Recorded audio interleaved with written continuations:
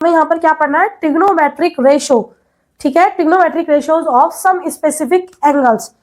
कुछ specific angles के लिए हमें ट्रिग्नोमेट्रिक रेशो पढ़ने हैं, जैसे कि स्पेसिफिक एंगल कौन से, 0 degree, 30 degree, 45 degree, 60 degree, 90 degree.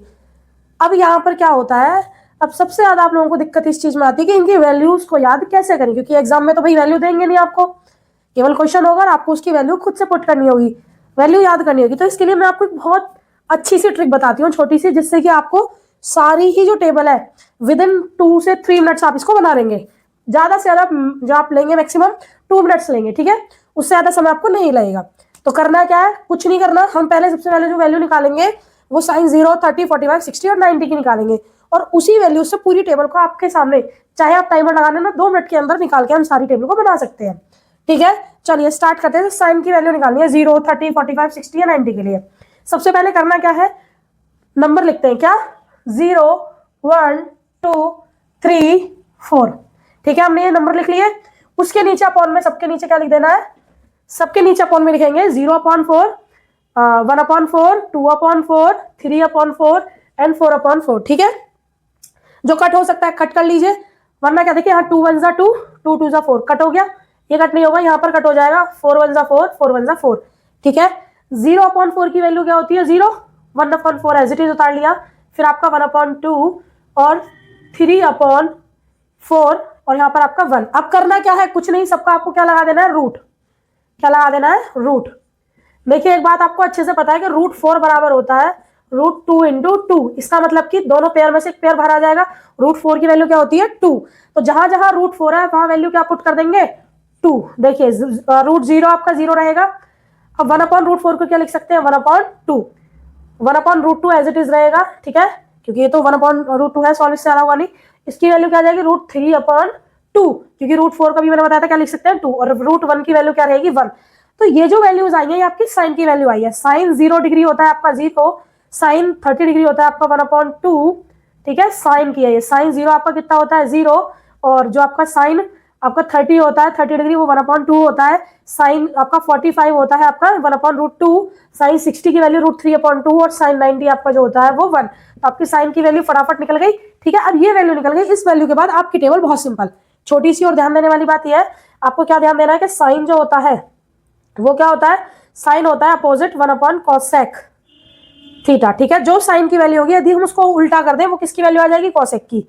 ऐसे ही cos थीटा जो होता है वो अपोजिट होता है किसका, sec थीटा का। यानी cos थीटा की अगर हमें वैल्यू पता हो और sec की निकाले, तो उसको क्या कर, मान लीजिए से साइन 30 की वैल्यू 1/2 है, तो cosec की क्या हो जाएगी, अपोजिट कर देंगे, केवल क्या बचेगी, 2। तो साइन की वैल्यू से आप cos की वैल्यू निकाल सकते हैं, cos की वैल्यू से sec की। अब बात आई tan थीटा होता है आपका sin θ/cos थीटा, ठीक है, sin θ/cos थीटा। अब पहले आप देख लीजिए, यानी जो वैल्यू अगर आपको tan थीटा निकालना होगा तो आप क्या करेंगे, साइन की वैल्यू को अपॉन में cos की, मतलब दोनों को अपॉन में लिख देंगे, आपकी किसकी वैल्यू आ जाएगी, tan की। अब यहाँ से टाइमिंग स्टार्ट करिएगा, क्योंकि आपको क्या पता चल गई, साइन की वैल्यूज हमने निकालनी। क्या करा, सबसे पहले हमने लिखा 0 1 2 3 4, फिर सबके अपॉन में 4 लगा दिया, रूट लगा दिया, और वैल्यू निकाली, क्या होगी, √0 का 0, और 1/√4 को 1/2 लिखेंगे, 1/√2 को 1/√2 ही लिखेंगे, इधर √3/2 आ गया 1। ये आपकी साइन की वैल्यू पुट कर दीजिए। साइन 0 आपका कितना होगा, साइन 0 होगा आपका 0, साइन 30 1/2, साइन 45 1/√2, साइन जो आपका 60 है वो √3/2, साइन 60 √3/2, साइन 90 आपका 1। अब करना क्या है, कॉस की वैल्यू के लिए कुछ नहीं करना, ये जो साइन की वैल्यू आपने इधर से लिखनी शुरू करी है, इसका जो सीरीज है, जो ऑर्डर, उसको चेंज कर दीजिए। कॉस के लिए जो साइन 0 होगा वो कितना हो जाएगा, 1। कॉस 30 कितना हो जाएगा, √3/2। कॉस 45 कितना होगा, 1/√2। कॉस 60 कितना होगा, 1/2।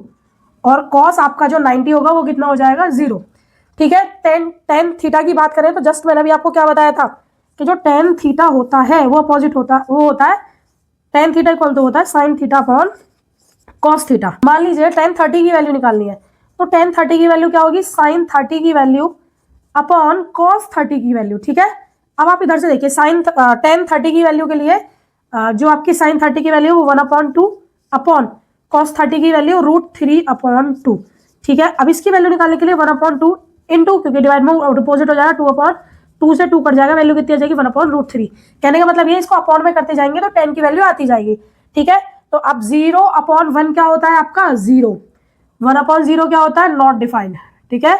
जब इसको करेंगे 1/2 और √3/2, तो 2 से 2 कट हो जाएगा, आपकी वैल्यू आ जाएगी 1/√3, ठीक है। tan 45 के लिए जब 1/√2 डिवाइड करेंगे 1/√2 पूरा कटो की वैल्यू क्या आ जाएगी 1, ठीक है। इधर आपका 2 से 2 कट हो जाएगा, केवल क्या बचेगा √3। तो भाई ये वैल्यू आपकी किसकी आ गई, ये वैल्यू आ गई आपकी tan की। अब tan के बाद अगर हम cot की बात करें, tan के बाद अगर हम करते हैं किसकी बात, cot की बात, तो कैसे निकालेंगे, देखिए वैल्यू निकालने के लिए अब क्या करना है कि जो tan की वैल्यू है ना उसी को इधर लिख दीजिए। देखिए cot इधर यहाँ नॉट डिफाइंड है तो नॉट डिफाइंड पहले इधर आ जाएगा, ठीक।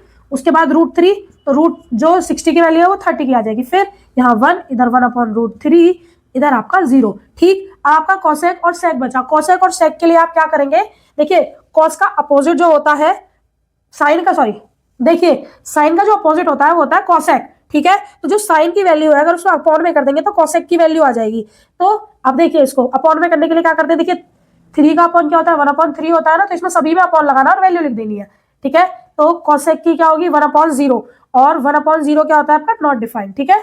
उसके बाद इसको जब अपॉन में लिखे, इसको जब उल्टा करेंगे 1/2 को तो केवल क्या बचेगा 2, इसको उल्टा करेंगे तो √2, इसको 2/√3 और 1 का 1 ही रहेगा। मुझे लगता है इतना समझ में आएगा। ऐसे सेम जब 1 का अपोजिट का इसका कॉस का अपोजिट करेंगे तो आपको सेक की वैल्यूज मिल जाएंगी, 1/1 का 1 ही रहेगा, 1/√3/2 करेंगे तो 2/√3 आपको मिल जाएगा, यहाँ पर आपको वैल्यू √2 मिल जाएगी। उसके बाद जब 1/2 को आप उल्टा करेंगे तो आपको 2 मिल जाएगा, सेम एज यहाँ पर जब करेंगे आप क्या 1/0 तो आपको क्या मिल जाएगा नॉट डिफाइंड। इस तरीके से आपकी पूरी जो टेबल है कंप्लीट हो चुकी है। आपको थोड़ा समय इसलिए ज्यादा लगा क्योंकि आप पहली बार इसको समझ रहे हैं, अदरवाइज अगर मैं आपको रिवीजन के तौर पर दोबारा से समझाना चाहूं तो कैसे समझेंगे, कुछ नहीं करना है। सबसे पहले आपने क्या करा 1 2 0 1 2 3 4 लिखा, नीचे 4 लिखा, उसका रूट लगा दिया, sin 30 की वैल्यू आ गई। sin 30 की वैल्यू जो होती है उसे अपॉन में कर दीजिए, उल्टा कर दीजिए तो आपको cosec की वैल्यू मिल जाएगी, और cos की वैल्यू को उल्टा करेंगे तो sec की, tan की वैल्यू को उल्टा करेंगे तो cot की वैल्यू आपको मिल जाएगी। मुझे लगता है ये टेबल भी आपको अच्छे से समझ में आ गई होगी।